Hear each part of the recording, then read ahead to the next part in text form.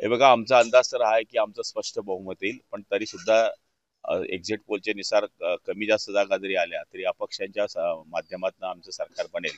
पण मला नाही वाटत की अपक्षांची आम्हाला गरज पडेल, कारण की एक्झिट पोल जरी आले असले तरी अंडर करंट जे लाडक्या बहिणीचं आहे ते कोणाला समजणार नाही. लाडक्या बहिणीच्या मुळेच ही जी टक्केवारी वाढलेली आहे आणि यामुळे मला तरी असं वाटतं की महिलांचा मतांचा जो प्रभाव आहे तो लाडक्या भावाकडेच आहे.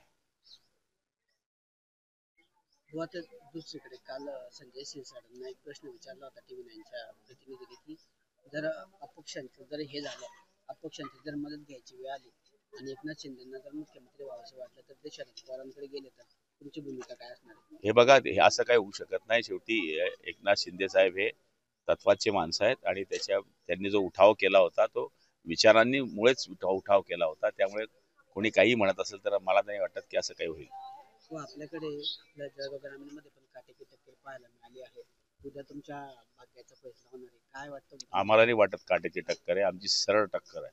काय वाटतं बुल्ली निवडून येणार. निवडून येणार? झालं.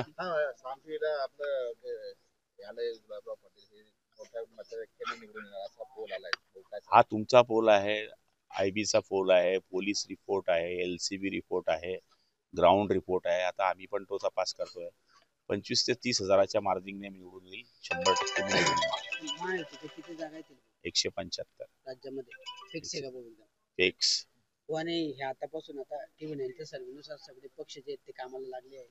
अनेक आमदारांसाठी हॉटेल बुक केल्या जात आहेत. अपक्षांच्या संपर्कात लोक आहेत. काय आता सरकार बनवण्याकरता प्रत्येक जण आपले प्रयत्न करतो आणि ते केलंही पाहिजे. आता आमच्या सारख्याला हॉटेलची गरज नाही आहे. त्यांच्या संपर्कात काही आहे का? आहे, आता वेळ येईल तेव्हा दाखवेल तुम्हाला.